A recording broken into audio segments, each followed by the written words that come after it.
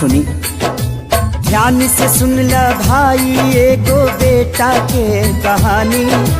मनमोहनी के जाल में पड़ के कैलस बड़ा नादानी।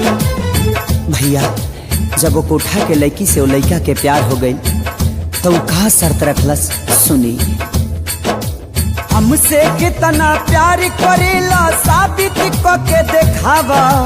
काढ़ी करे जमाई के हमारा खातिर ले आवा। लड़का कलस बस इतना छोटा सा बात।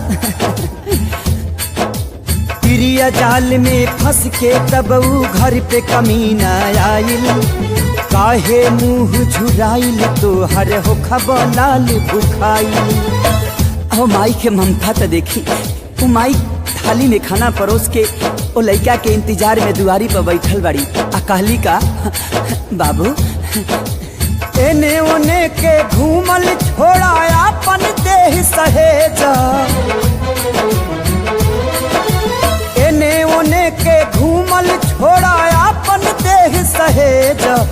केला हरदम बेटा खाती माई के करेजा। धड़केला हरदम बेटा खाती माई के करेजा।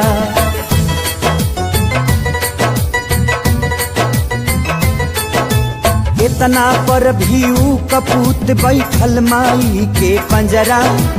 खाए लागल खाना माई हाके लगली अचरा। कैसे कि माई पड़ोसी से पैंचा आटा मांग के लिए अली और 4 गो रोटी बनौली। घर में बिना ना रहे ताचरा के हवा हाँक हाँक और ओकरा मुंह में रोटी खियावे लगली। अपने पानी पी के सुत गई। लेकिन वो बेटा कैलस का खींच के खंजर सीना में मरल सबू अपना माई के। काढ़ी करे जा लेके चलल ना आइल दर्द कसाई के।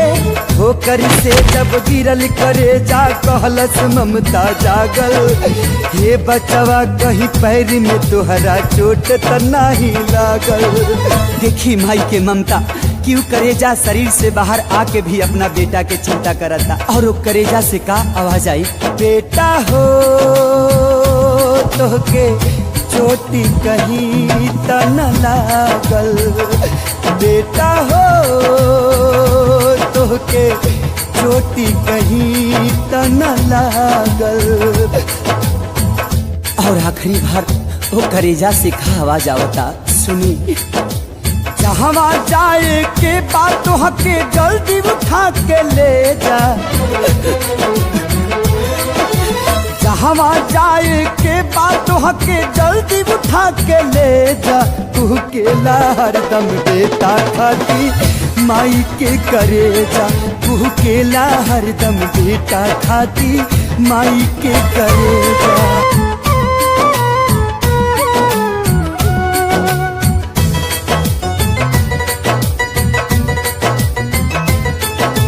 देख करेजा कहलस देखा के तना हई दीवाना हम। तोहरा खातिर माई के भी कैनी याद बेगाना हम। होकर मार के कहलस उल्टा कैसन बाड़ा लाल हो। हवस के भूख में पड़ के माई के कैला हालाल हो।